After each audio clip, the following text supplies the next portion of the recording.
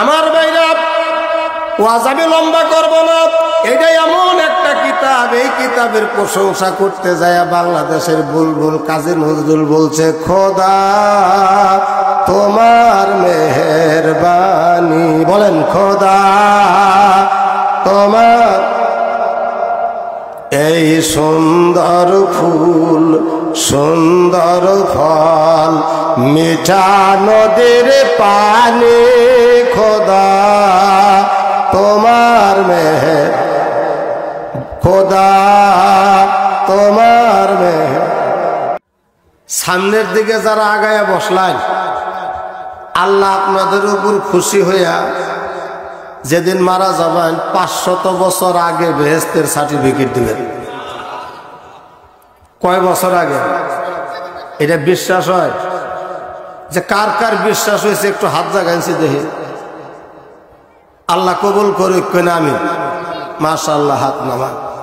এই মাহফিলটি এখানে হইতেছে, আমার মা বোন যারা আছেন, এই পিছনে মা বোনদের কিছু কথার আওয়াজ আমাদের কানে আসতেছে, আপনাদের কানেও আসে কি? মাগো, আপনাদের গলার আওয়াজটাও পর্দা, আপনাদের গলার আওয়াজটাও পর্দা। এই বুড়া মানুষের মাথায় বোঝা তুলে দিলে তাগর নিয়ে যাওয়া যেরকম কষ্ট, কয়েকজন মেয়ে মানুষ যদি একত্র বসে তাগর চুপ করে থাকাটা ওই রকম কষ্ট। তারা চুপ করে থাকা হয় না, পুরা বাড়ির যত আলাপ সব ছালা খুলে নয় সবার মধ্যে বইয়া। কথা ঠিক কিনা?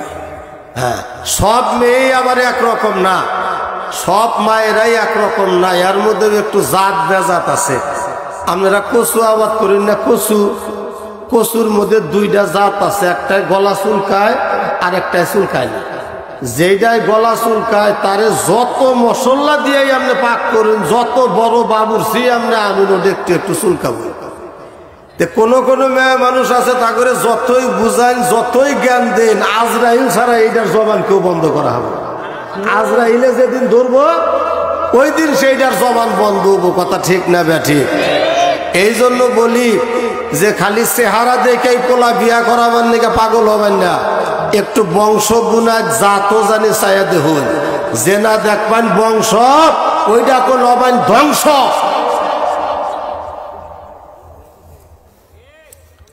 নদীর জল ঘোলাও ভালো,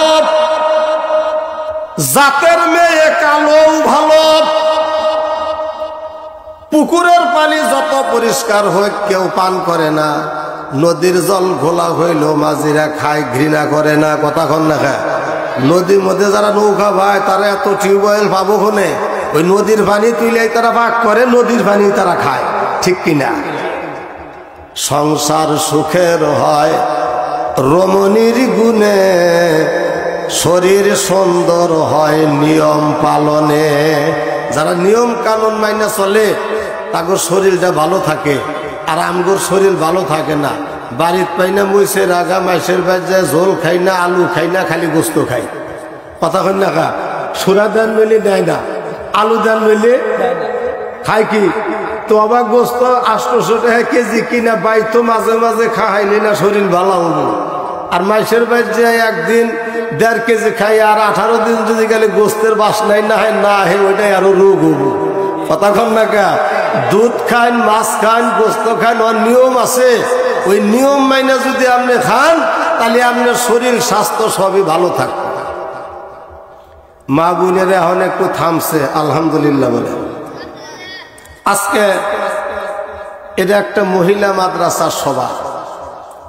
আল্লাহ রসুল বলেছেন, হিয়া মাদ্রাসাতি উম্মুল বানিনা ওয়াল বানাত।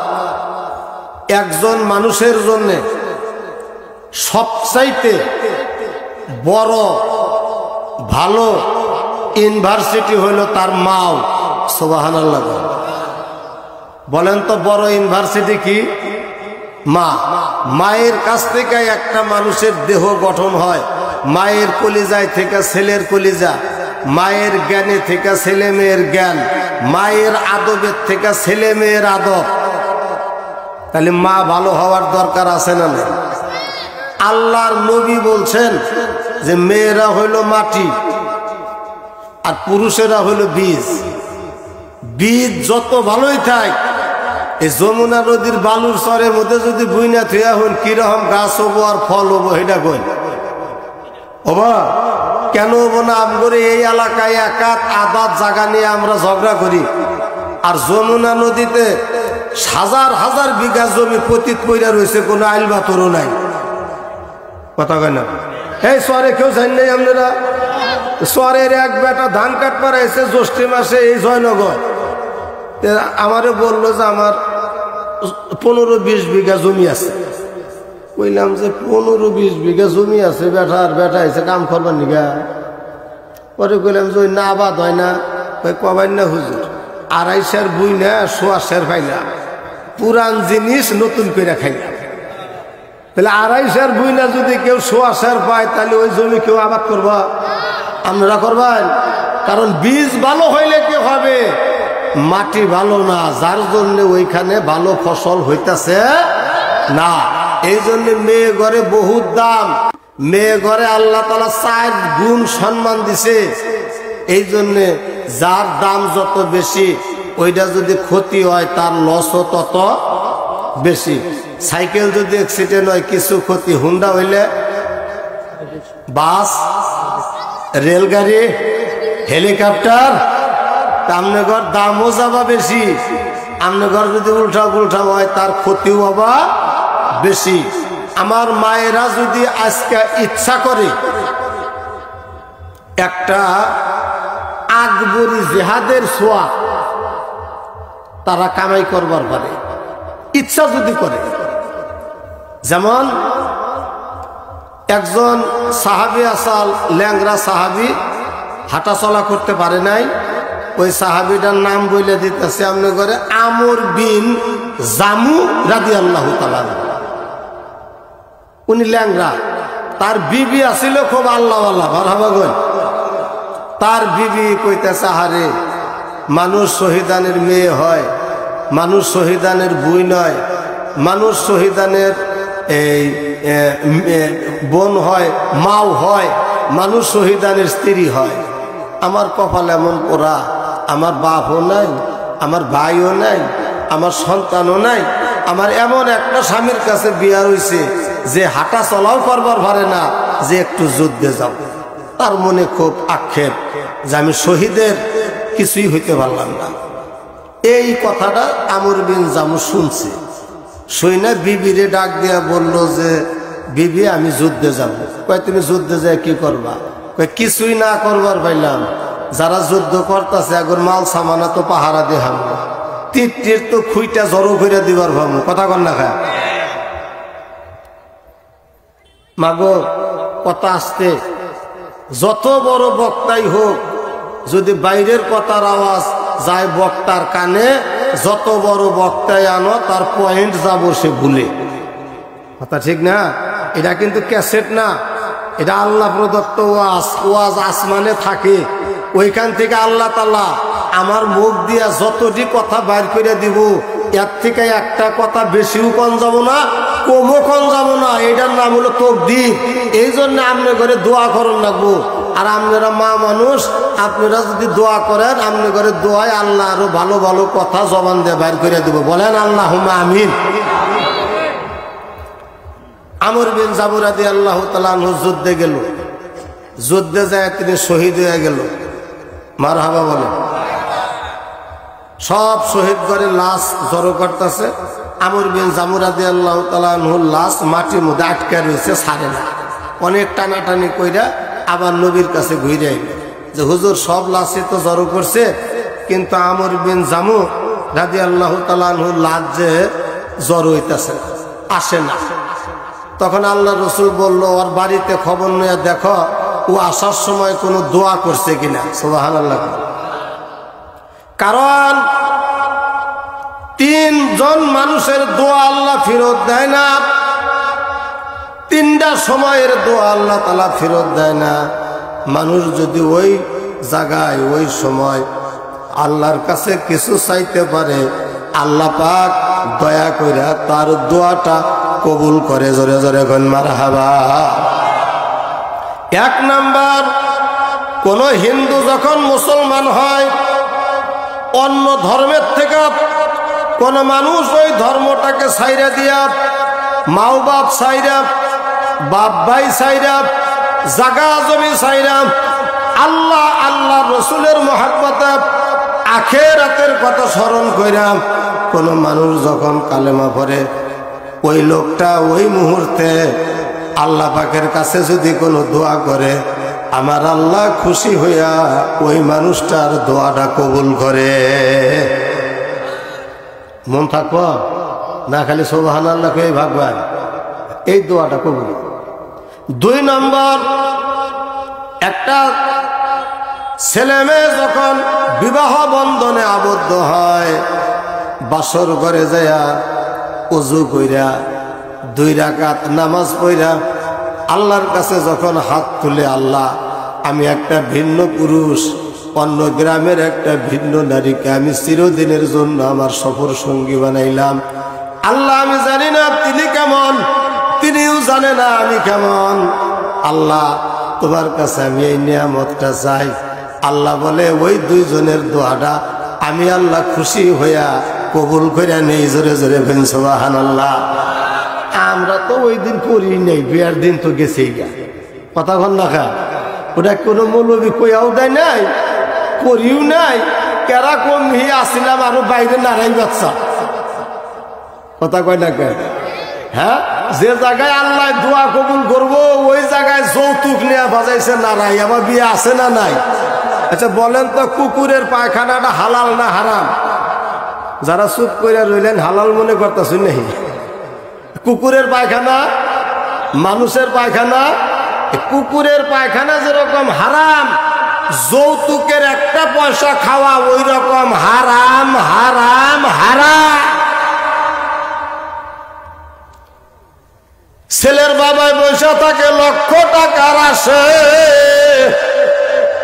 মেয়ের বাবার পোড়া কপাল চোখের জলে ভাসে, মানুষ নাই এই দেশে, ঠিক কিনা? একটা মেয়ের 16 বছর 17 বছর 20 বছর বাপে কষ্ট কইরা আদর দিয়া মানুষ কইরা সারা জীবনের জন্য তোমার হাতে দিয়া দিল, তোমার খেদমত করব, তোমার কাম করব, তোমার বাড়ির থাকবো, তোমার বাড়ির মানুষ হইয়া যাবো গা, আবার তার কাছে তুমি টেহাও চাইতেছ। কামটা জুলুম না? আপনারা দোয়া করছেন, আল্লাহ দোয়া কবুল করছে। অনেক ভাইয়েরা তারা আস্তে আস্তে মঞ্চের দিকে আয়া বসতেছে, খুশি না বেজার আপনারা? আলহামদুলিল্লাহ গো।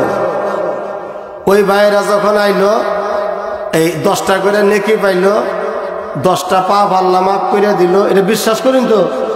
না খালি এমনি শুনতেছেন যাইছিলাম কতক্ষণ হুজুরে কইলো হই না গেলাম।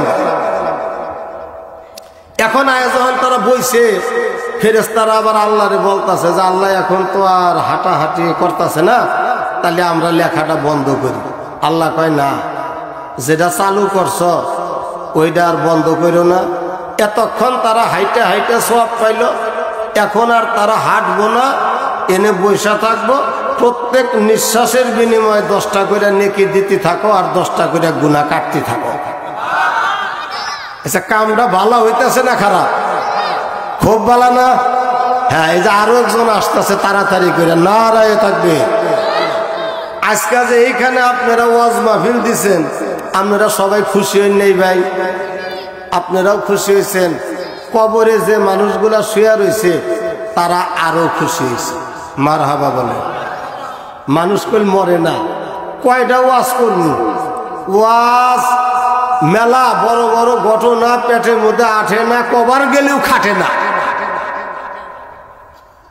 মানুষ মরে না, ইন্তেকাল করে, এক জায়গায় থেকে আরেক জায়গায় যায়। আমরা যে কবরের পাশ দিয়ে হাইটা যাই, আমাদের পায়ের আওয়াজ ওই মুর্দায় শুনতে পায়। সুবহানাল্লাহ।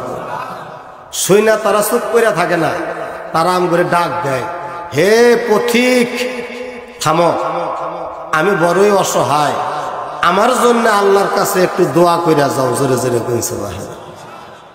হায় আল্লাহর নবী বলেন, জীবিত একজন মানুষকে যদি সারাটা পৃথিবী লেখা দেওয়া হয়, এই মানুষটা যত খুশি তার চাইতে বেশি খুশি হয় একটা মাইয়াতের কবরের কাছে যাইয়া যদি পাঠ করেন, আসসালামু আলাইকুম ইয়া আহলাল কবর। এই কথাটুকু কইয়া যদি একটু জিয়ারত করুন, এই মুর্দাটা এর থেকে বেশি খুশি হয়। তারা অসহায়, তাদের কিছুই করার নাই, আমল তাদের বন্ধ হয়ে গেছে গা। আপনারা যদি একটু দোয়া খায়ের করে তাদের জন্য পাঠান, এইটা তার জন্য বড় উপকার হয়। মা বাবার জন্য যদি ছেলে মেয়ে দোয়া করে, এই দোয়াটা কবুল হয়, মাইয়াতের উপকার হয়।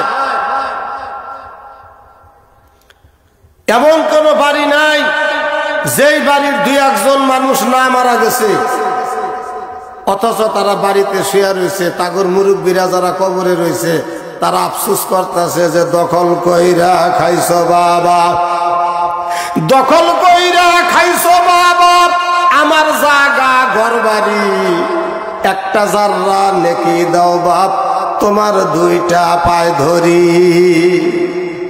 আমার বাবারা, যদি এক নম্বরে একটা মেশিন হয়, এক নম্বরে একটা কারিগর হয়, তাহলে মালটা কয় নম্বর হবো কইছে? মানে কারিগরও এক নম্বর, মেশিনও কিনছে এক নম্বর, তাহলে মাল হবো কয় নম্বর? সবাই একমত তো?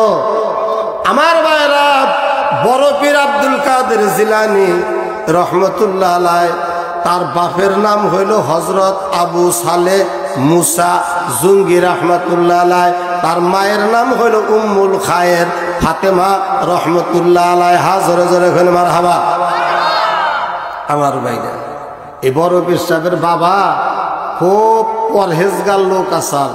আল্লাহ কোরআনে বলছেন, ইন্না আকরামাকুম ইনদাল্লাহি আতকাকুম। আল্লাহ বলেন, ও দুনিয়ার মানুষ, তোমাদের মধ্যে আমার কাছে ওই ব্যক্তি সবচাইতে সম্মানিত, ওই ব্যক্তি সবচাইতে আদরের, ওই ব্যক্তিকে আমি সবচাইতে বেশি ভালোবাসি, যেই ব্যক্তি সবচাইতে বেশি পরহেজগার। আমি বিরাট বড় আলেম হইলাম, ওয়াজ করলাম, যুক্তিবাদী হইলাম, আপনারা আমারে তাকবীর দিয়ে নিয়ে আইলেন, আমার ভিতরে যদি আল্লাহর ভয় না থাকে, আখিরাতের চিন্তা না থাকে, আমার এক পয়সার দামও নাই। আল্লাহ আমারে দোজকের পোকা বানাবেন।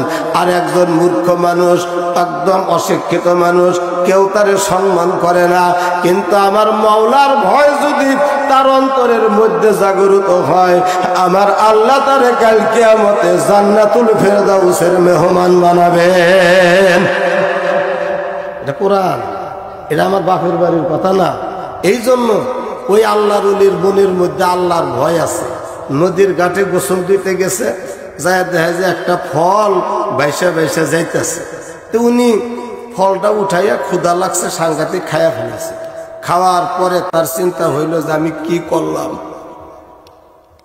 আমি কি করলাম, কার ফল কোন জায়গায় থেকে ভাইসা আসলো জানা নাই শোনা নাই, পাইলাম আর আমি খাইলাম। এই ফলটার জন্যে আমার আল্লাহ যদি আমারে জাহান্নামের আগুনে জ্বালায়, আমি একটা মিনিট সময়ও জ্বলতে পারবো না। কবরের আযাব এতই কঠিন, সইতে আমরা পারিব না। বলেন, কবরের আযাব এতই কঠিন। যারা চুপ করে রইলেন তারা সবার ভাবায় এই জায়গায় আল্লাহর রহমত বর্ষণ হইতেছে, আপনার ঘরে কথা আল্লাহর আরশে আলাপ হইতেছে।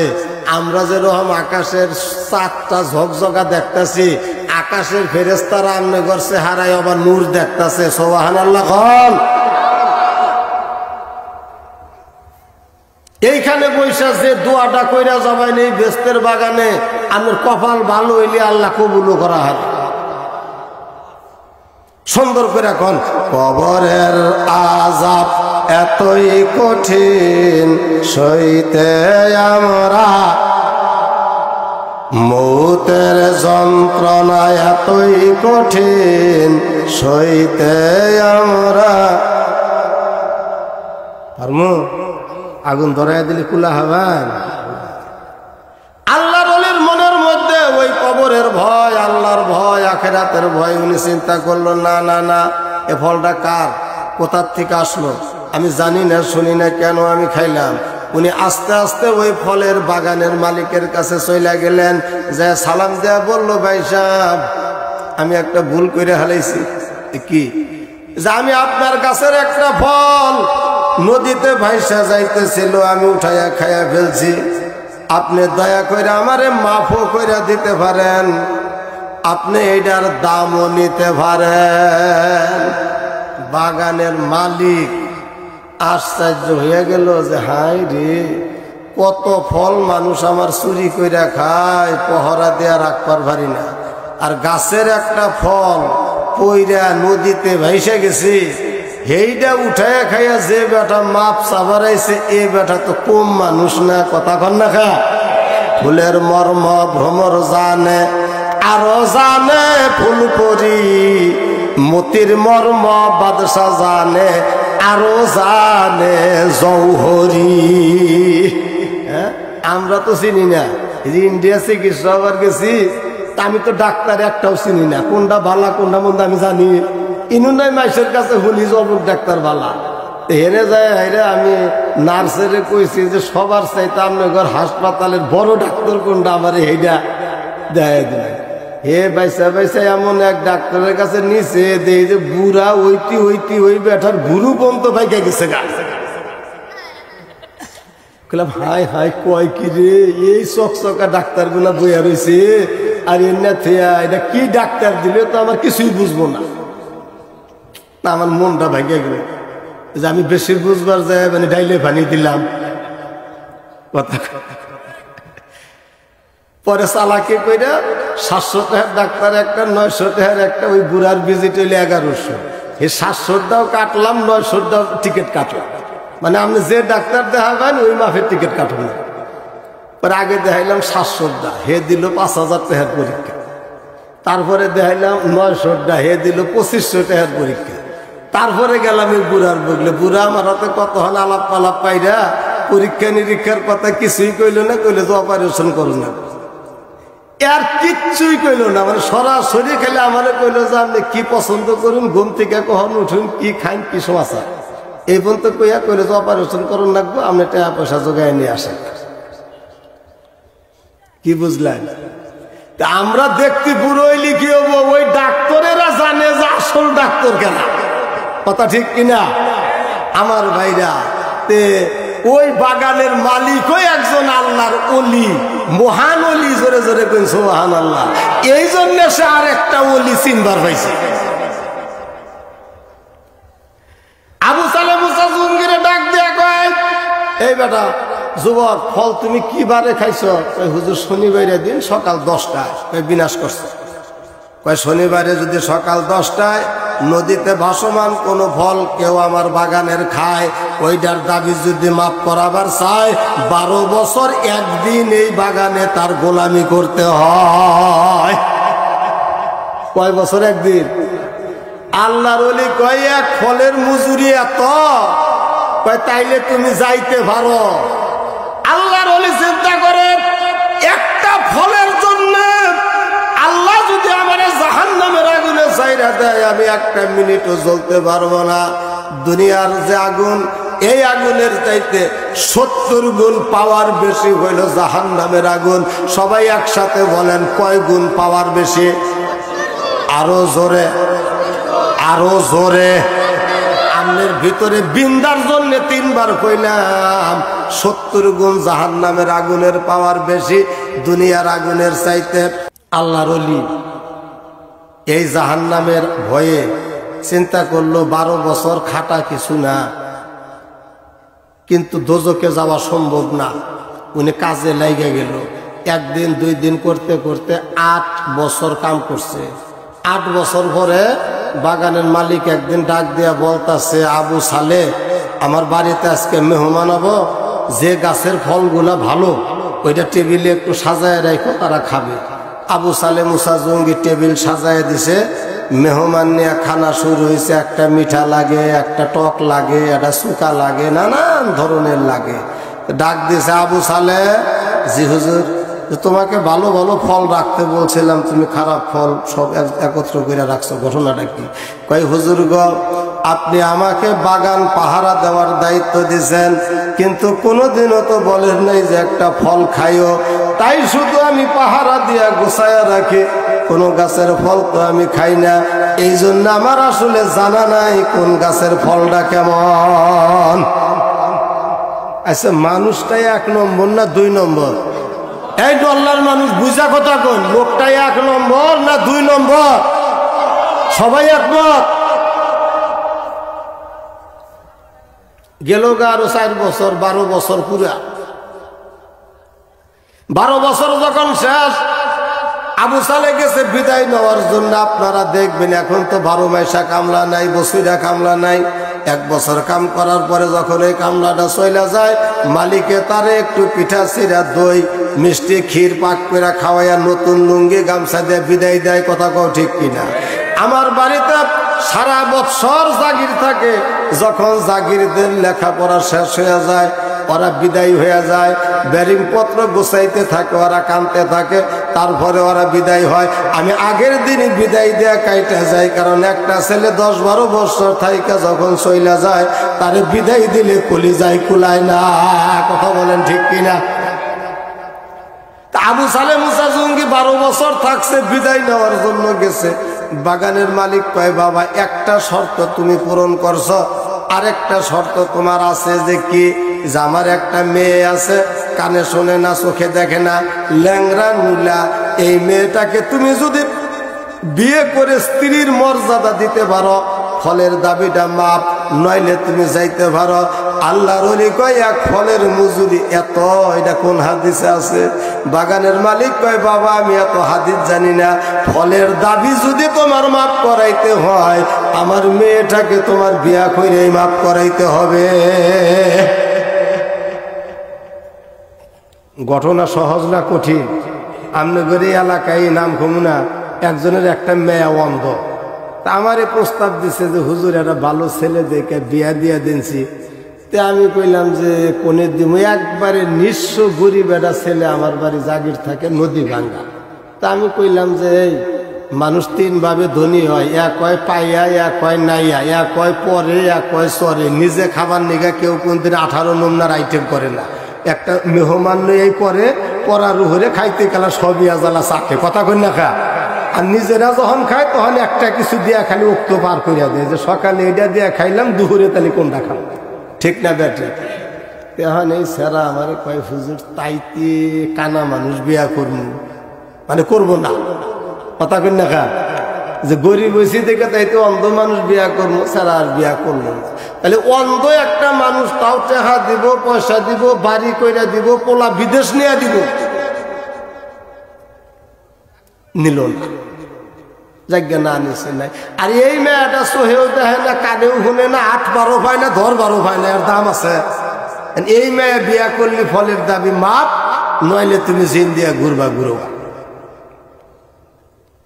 আমার আল্লাহর ওলি আবু সালে মুসা জঙ্গি রাহমাতুল্লাহ আলাইহি বললেন যে আমি দোজখে জ্বলতে পারবো না। কইলে আলহামদুলিল্লাহ, বিয়া পড়াইয়া দিছে। বাসর ঘরে যায় দেখে কালাও না, ল্যাংরাও না, নুলাও না, একটা 1 নম্বর পাত্রী, 18 সিবারা কোরআনের হাফেজা, নামটা হইল তার উম্মুল খায়ের ফাতেমা। জোরে জোরে এখানে মারহাবা। শ্বশুরের কাছে দৌড় দিয়া গেছে, আব্বা আমার বাসর ঘরে আপনি কারে পাঠাইছেন? হে তো অন্যরকম ভাব দেখতেছি। তুমি কি ভাব দেখতেছ? কালাও না, ল্যাংরাও না, নুলাও না। কয় যে বাবা ওইটাই তোমার স্ত্রী, তুমি আমার কথার অর্থ বুঝো নাই। আমার কথার কি অর্থ? আমার মেয়ে এই চোখ দ্বারা কোনো হারাম জিনিস দেখে নাই, হাতের দ্বারা হারাম জিনিস ধরে নাই, মুখ দিয়া কোনোদিন ভাষা খারাপ করে নাই। মুসলমান কারে কয় তাই তো আমরা জানি না। আমরা বাবা টুপির নাম মুসলমান না, আরবের হিন্দুরাও টুপি পরে। জব্বার নাম মুসলমান না, আরবের আবু জেহেলেরাও জব্বা পড়ছে। মুসলমান হইল যার হাত এবং জবান থেকে অন্য মানুষ নিরাপদ, যে হাতের দ্বারা কারো ক্ষতি করে না, যে মুখের কথার দ্বারা কারো ক্ষতি করে না। আল্লাহর রাসূল বলেন এইটা হলো মুসলমানের চিহ্ন। আর আমরা চুরিও করি, কিলো মারি, গীবত কইরা মানুষের ক্ষতিও করি। কথা কও ঠিক না ব্যাঠি? কষ্ট হইতেছেন? তাই এই মেশিনটাই 1 নম্বর না 2 নম্বর কোনছে দেহে? আর এই কারিগরটা, মেয়ে হইল মেশিন আর পুরুষ হইল কারিগর। এই যে মেশিনটা যেটা 1 নম্বর, আবু সালেম মুসা জঙ্গি মানুষটা 1 নম্বর, আর বিয়াটা যে করলো মালও একটা সাপ্লাই দিছে 1 নম্বর। হাইপেরানে পীর বড় পীর জেলানির জেলানি, জোরে জোরে করে মারহাবা। হে আব্দুল কাদের জেলানি, বলেন হে আব্দুল কাদের। তোমার ভণ্ডরা করুক যতই শতরামি, দুশ্মনে করুক যতই দুশ্মনি, তুমি গৌসুল আজম লাসানি। হে আব্দুল কাদের জেলানি, বলেন হে আব্দুল কাদের। আমরা যদি 1 নম্বর একটা পুরুষ হন আর 1 নম্বর একটা মহিলাকে যদি আপনি বিয়ে করেন, আপনার গর্ভে থেকে সন্তান আসবে আব্দুল কাদের জেলানি, আপনার গর্ভে থেকে সন্তান আসবে খাজা ওসমান হারুনি, আপনার গর্ভে থেকে সন্তান আসবে মঈনুদ্দিন চিশতি। আপনি যদি 2 নম্বর হন আর 3 নম্বর একটা মহিলাকে বিয়ে করেন, আপনার গর্ভে থেকে সন্তান হবে তসলিমা নাসরিন, গর্ভে থেকে সন্তান হবে জাহানারা বিসরি, গর্ভে থেকে সন্তান হবে শয়তান রুশদি, গর্ভে থেকে সন্তান হবে আমেরিকার বুশ। মুসলমান মাইরা করব তুষ। 1 নম্বর মানুষ হওয়ার দরকার আছে না নাই? সবাই আছে না? 1 নম্বর মানুষ হওয়ার দরকার আছে। 1 নম্বর মানুষ হইতে হলে বাবা মুসলমানের প্রথমকার অক্ষর হইল মিম, মক্তবের প্রথম অক্ষর মিম, মাদ্রাসার প্রথম অক্ষর মিম, মসজিদের প্রথম অক্ষর মিম, মুসল্লির প্রথম অক্ষর মিম, মক্কার প্রথম অক্ষর মিম, মদিনার প্রথম অক্ষর মিম, মুহাম্মদের প্রথম অক্ষর মিম, মৌতেরও প্রথম অক্ষর মিম। জোরে জোরে কইন সুবহানাল্লাহ। আমার প্রাণের ভাইরা, গভীর মনোযোগ, দিলের কান লাগায় শোনেন। আপনার মেয়েটা যদি 1 নম্বর মেয়ে বানাইতে চান, তার ভিতরে আগে কোরআন ঢুকাইতে হবে। কোরআন যাহার দিলে আছে নাই তো তাহার ডর, কোরআন ছাড়া হৃদয় খানি শয়তানেরই ঘর, এইটা হাদিসে খবর। আমার ভাইরা, আপনার ছেলেটাও 1 নম্বর হতে হবে, তাহলে আমাদের ভবিষ্যৎ জেনারেশন 1 নম্বর হবে। আমরা স্বামী স্ত্রী সহবাসের দোয়া জানি না, নামাজের সূরা দোয়া জানি না, কি দিয়ে কি করি কিছুই বুঝি না। আমাদের পদপতনের কারণ হলো 3টা। 1 নাম্বার হইল আল্লাহ কোরআনে বলছিলেন ইকরা, তোমরা পড়ো, কিন্তু আমরা আল্লাহর কথা মানলাম না, আমরা লেখাপড়া করি না। 2 নম্বরে আল্লাহ বলছিল তোমাদের চরিত্রটা বানাও নবীজির মতো, আমাদের চরিত্র নবীজির মতো বানাইতে পারতেছি না। 3 নম্বরে আল্লাহ বলছিল ওয়াতাসিমু বিহাবলিল্লাহ, তোমরা ছোট বড় যারা আছো সবাই মিলে আল্লাহর রজ্জুকে শক্ত করে ধরো। আমাদের মধ্যে দলাদলি, কেউ কারো কথা আমরা শুনি না। আজকে ফিলিস্তিনের মানুষ মাইরা শেষ করে ফেলাইতেছে, মুসলমানরা আরামে প্লাউ কুরমা খাইতেছে, কিন্তু তারা একত্র হয় না। আজকে সারা পৃথিবীতে 200 কোটি মুসলমান, 200 কোটি মুসলমানের 400 কোটি হাত। এই 400 কোটি হাত যদি আমেরিকার দিকে এইভাবে ধইরা একটা হুঙ্কার দিত, ওরে আমেরিকার বেঈমান শোন, যদি একটা বোমা ফিলিস্তিনের জমিনে পড়ে, একটা এতিম শিশু মরে, একটা রোগী যদি মরে, এই 450 কিল একবারে তোর পিঠের মধ্যে ভরবো, তাহলে দেখতেন বুশ 450 কোটি বার বেহুশ হইয়া পড়া যাইতো। কথা কোন ঠিক কিনা? আঙ্গুর মধ্যে একতা নাই, আমরা ভাঙ্গা গেছি। আসুন আমার ভাইরা, আমি আপনাদের মাঝে এই পবিত্র কোরআন শরীফ থেকে অতি ছোট্ট একটা আয়াত তেলাওয়াত করেছি। এখানে 3টা দফা দিছে আল্লাহ। আবার এই কোরআনটা কেমন সুন্দর, কি একটা কিতাব আমরা পাইছি। এইটা যদি কেউ তাকায়া দেখে সওয়াব পায়, সুবহানাল্লাহ কোন। কেউ যদি তেলাওয়াত করে সওয়াব পায়, কোন সুবহানাল্লাহ। কেউ যদি তেলাওয়াত করতে পারে না, একজনে কর্তাছে, ওইটা বৈশা শোনে, ওই ব্যক্তি সওয়াব পায়। আমার বন্ধুরা, যারা তেলাওয়াত করে তাদেরকে যদি কেউ সহযোগিতা করে ওই ব্যক্তি সওয়াব পায়। আমার বন্ধুরা রে, এই কোরআন শরীফ এমন একটা কিতাব, এটা যেখানেই যায় লাগে তার দাম বাড়ে, তার সম্মান বাড়ে, তার মর্যাদা বাড়ে। এই কোরআন শরীফ আমরা একটা রেহালের উপরে রাইখা তেলাওয়াত করি, ওই রেহালটা যদি মাটিতে পইরা যায় আমরা চুমা খাই। জিজ্ঞাসা করি, করে কাঠের রেহাল তোমার এত দাম বাড়লো কেমনে? রেহালে উত্তর দেয়, হাজা কালামুল্লাহ ওয়া হাজা কালামু রব্বি। আমার কোনো ক্ষমতা নাই, আল্লাহর কালামের সাথে আমি লাইগা থাকি, এই জন্য আমার মর্যাদা বাইরে গেছে। এই কোরআন শরীফটা আল্লাহ তাআলা রমজান মাসে নাজিল করছে, 12টা মাসের মধ্যে রমজান মাসের দামটা বাইরে গেছে। এই কোরআন শরীফটা আল্লাহ তাআলা সবে কদরের রাত্রিতে নাজিল করেছেন, এই জন্য সবে কদরের রাত্রির দামটা বাইরে গেছে।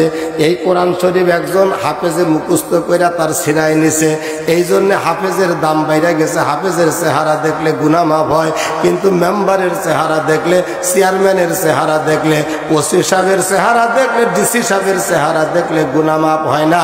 একজন কোরআনের হাফেজের দিকে তাকাইলে গুনাহ মাফ হয়। কারণ হলো হাফেজের সিনার মধ্যে এলমে কোরআন আছে, এলমে হাদিস আছে। কোরআনের বরকতে, হাদিসের বরকতে তার চেহারাটাও বরকতপূর্ণ হয়ে গেছে। জোরে জোরে করে মারহাবা। আমার ভাইরা, ওয়াজ আমি লম্বা করব না, এটাই এমন একটা কিতাব, এই কিতাবের প্রশংসা করতে যায় বাংলাদেশের বুলবুল কাজী নজরুল বলছে, খোদা তোমার মেহেরবানি, বলেন খোদা তোমার এই সুন্দর ফুল সুন্দর ফল মিঠা নদীর পানি, খোদা তোমার মেহের, খোদা তোমার মেহের। শ্রেষ্ঠ নবী দিলাম রে পরায়া নিতে রোজ হাসরে। আল্লাহু আকবার বলেন। আমি পথ না ভুলি তাই তো দিলা পাক কোরআনের বাণী, খোদা তোমার মেহের এই সুন্দর ফুল সুন্দর ফল মিঠা নদীর পানি, খোদা তোমার।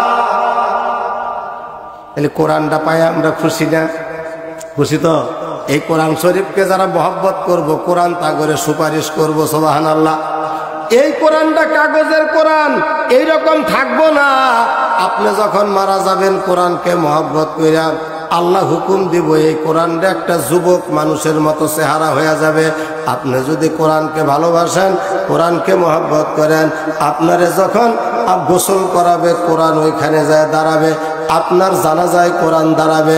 একটা সুন্দর সুশ্রী যুবক মানুষের চেহারা হইয়া আপনারে কবরে রাইখা সব মানুষ যখন চইলা যাবে, তিনজন যখন উঠা যাবে, ওই সময়টা খুব ভয়ঙ্কর সময়। আল্লাহর নবী বলছেন, একজন মানুষের জন্য সবচাইতে কঠিন সময় হইল তার মৌতের পহেলা রাত্রি, কবরের পহেলা সময়।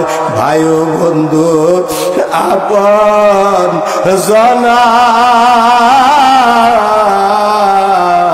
বাবা মরলে কেউ সঙ্গে যাবে না তোমার। এই কোরআন তখন আপনার কবরের সাথে যায় দাঁড়াবে। দাঁড়াইয়া মুনকার নকির যখন আইব, তারে ডাক দেয়া কবরে, মুনকার নকির ভাই, আমার বন্ধু দুনিয়ায় অনেক কষ্ট করছে, অনেক টেনশনে, অনেক পরিশ্রমে থাকছে, আজকে একটু আরামে ঘুমাইছে, তারে প্রশ্ন ধরে ডিস্টার্ব করো না, তুমি সইরা যাও, পরে আইসো। ওই নামাজ বাতি কোরআন সাথী তোমার কবরে, ওই নামাজ ছাড়া নাই রে গতি কবরে। এই নামাজটা যদি ভালো করে পড়তে চান, নামাজটা যদি ভালো করে শিখতে চান, তাহলে কোরআন তেলাওয়াতটাও ভালো করে শেখার দরকার আছে না নাই? আমার বাবারা, মাদেরকে ভালো হইতে হবে, তার জন্য মহিলা মাদ্রাসা এখানে হয়ে গেছে। আমি খুব খুশি হয়েছি। মাদ্রাসাটা যেটুক জায়গা আছে, আপনারা এটা কোনো ব্যক্তিগত মাদ্রাসা না, আপনাদের 10 জনের দয়া দৃষ্টি এই মাদ্রাসাটা চলতেছে। আমার ভাইরা, আমি খুব খুশি হয়েছি। এই রাস্তার ধারে এই মাদ্রাসাটা যদি এই বিন্নল হরার মানুষ একটু জানডা ছাইরা দিয়া করতে পারে, আজকে হুজুর এইটা আবো আরেকটা যাব, কিন্তু এই প্রতিষ্ঠানটা অনন্তকাল আপনাদের এইখানে থাকবে। ওখানে তো আল্লাহর কোরআন পড়বে, ওখানে তো রসুলুল্লাহর হাদিস পড়বে। আমরা কবরে শুয়া শুয়া ওই আমলের ভাগীগুলা সদগায় জারিয়া হিসাবে পাইতে থাকবো। কথা বলেন ঠিক কিনা? আমার ভাইরা, অনেক কথা বলার ছিল। যে আয়াতটা তেলাওয়াত করেছি, এই আয়াতটার ভিতরে আল্লাহ 3টা দফা দিছে। 1 নম্বর বলছে মানুষ তোমরা আল্লাহর ইবাদত করবা। 2 নম্বর বলছে আমার সাথে কোনো শিরক গুনাহ করবা না। 3 নম্বরে বলছে মা বাবার সাথে উত্তম আচরণ করবে। এই 3টা জিনিস যদি তুমি করতে পারো, তোমাকে আল্লাহ মাফ করে দিবে। জোরে জোরে কোন মারহাবা। আল্লাহর বহু ইবাদত আছে, তন্মধ্যে সবচাইতে বড় ইবাদত হলো নামাজ। এই নামাজ কারো মাপ নাই। নামাজ জানতে হবে, নামাজ শিখতে হবে, নামাজ বুঝতে হবে। পড়গা নামাজ জেনে শুনে। আমরা নামাজ পড়ি, কিন্তু নামাজের কিছু আমরা জানি না। অনেক কিছুই আমাদের জানার বাদ আছে। কথা বলেন ঠিক কিনা? নামাজের মধ্যে শরীয়ত আছে, নামাজের মধ্যে তরিকত আছে, নামাজের মধ্যে হাকিকত আছে, নামাজের মধ্যে মারিফত আছে, নামাজের মধ্যে হজ আছে, নামাজের মধ্যে যাকাত আছে, নামাজের মধ্যে আমার আল্লাহর মেরাজ আছে। জোরে জোরে এখানে মারহাবা। এই জিনিসগুলা বাবা জানতে হবে, শিখতে হবে। এরপরে আল্লাহ বলছে তুমি মা বাবার সাথে উত্তম আচরণ করবা। কই কেমন উত্তম আচরণ? কই উফিউহুমা তানহারহুমা কাওলান কারীমা। কই এমন একটা কথাও বলতে পারবা না যাতে তোমার আব্বা আম্মা মনে কষ্ট পায় শব্দটা করে তোমার সব গায়েব হয়ে যাবে। মায়ের 1 ফোঁটা দুধের দাম কাটিয়া গায়ের সাম, পাপোস বানাইলে ঋণ শোধ হবে না। স্বার্থ ছাড়া এই দুনিয়ার কেউ ভালোবাসে না। স্বার্থ ছাড়া যদি কেউ ভালোবাসে, সেটা হলো তোমার মা আর তোমার বাবা। জোরে জোরে কন্যা, কথা ঠিক কিনা? মাওলানা কারামত আলী রহমতুল্লাহ আলাইহি জাদুত তাকওয়া কিতাবের মধ্যে একটা ঘটনা আছে যে একজনের একটা গরিব মানুষটা হলো গরিব, একটা ছেলে লেখাপড়া করাইছে। পার্শ্বের গ্রামে একটা ধনী মানুষের একটা মেয়া। ওই ধনী লোকটাই বলছে তোমার ছেলেটারে আমেরিকা পাঠায় দেয়, তাইলে আমার মেয়েটা তুমি নাও। পরে বিয়া হয়েছে, ছেলে আমেরিকা চলে গেছে। মা বাপের সাথে আর তার কোনো যোগাযোগ নেই, খালি শ্বশুর বাড়ি, খালি শ্বশুর বাড়ি। মা বাপ আগে যাবাই চলছে, ওইভাবেই চলে। এখন আমেরিকাতে তার একটা দুরারোগ্য রোগ হয়েছে, এখন দেশে এসে পড়বো। শ্বশুরের কাছে চিঠি লিখছে, আব্বা আমার শরীর খারাপ। শ্বশুরে কয় একটা কম্বল নিয়ে আইও। শাশুড়ের কাছে চিঠি লিখছে, শাশুড়ি কয় একটা শাড়ি নিয়ে আইও। বিবির কাছে চিঠি লিখছে, বিবি উত্তর দিছে হাতের 1 জোড়া বালা আইনো। অনেকদিন পরে কয় হায় রে, আমি যে আমেরিকাতে থাকি, আমার মার সাথে আমার বাবার সাথে আমি তো কোনো যোগাযোগ করলাম না। তখন মার কাছে চিঠি দিছে। মায়ের চিঠি কইরা 30টা রোজা মান্নত করছে। জোরে জোরে কইন সুবহানাল্লাহ। ছেলের জানের বদল জান একটা দান করে দিছে। মসজিদে কিছু বাতাসা দিয়া ওই হুজুরের কাছে যায়, কওগা আমার ছেলেটার জন্য একটু দোয়া করুক। মায়ে একটা চিঠি লিখছে ছেলের কাছে, চিঠি আমেরিকা চলে গেছে। ওই চিঠি পাইয়া ছেলে কয় হায় রে, আমি জীবনে মারে কিছু দেই নাই। মা কত কষ্ট করে আমারে পালছে, মা কত কষ্ট করে আমারে পড়াইছে।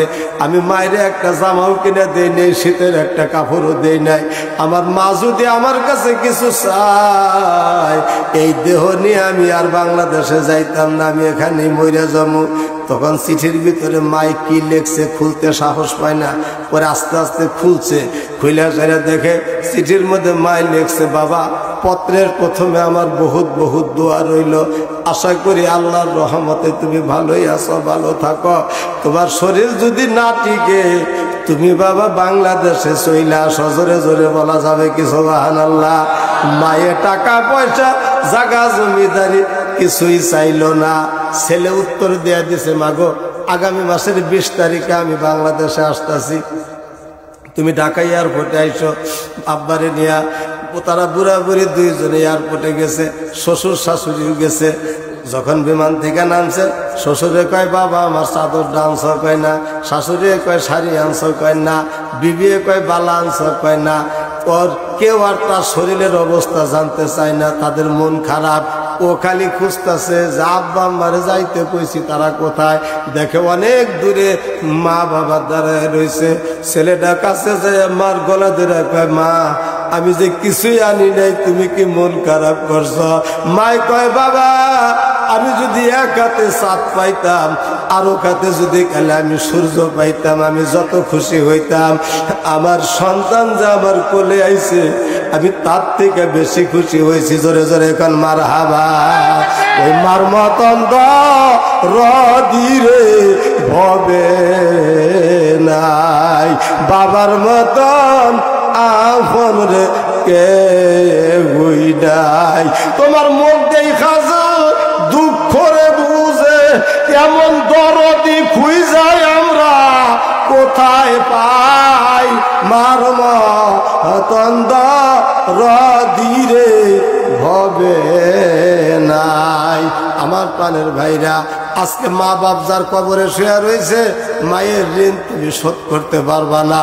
আমি কি দিয়া শোধ করবো রে মায়ের ঋণ? যার পয়সা নাই মা দুঃখিনী, তার কেমনে কাটে রাত্রি দিন। আমি কি দিয়া শোধ করবো রে মায়ের ঋণ? মায়ের ঋণ শোধ করা যায় না। মা বাবা যদি কবরে শুয়েও থাকে, তাও সন্তানের দায়িত্ব ফুরাইয়া যায় না। যতদিন সন্তান বাইসা থাকে, মা বাবার জন্য দোয়া করা, মা বাবার সাথে যার মহব্বত ছিল তাদের সাথে ভালো আচরণ করা, এটা সন্তানের দায়িত্ব থাইকেই যায়। জোরে জোরে কন্যা সুবহানাল্লাহ।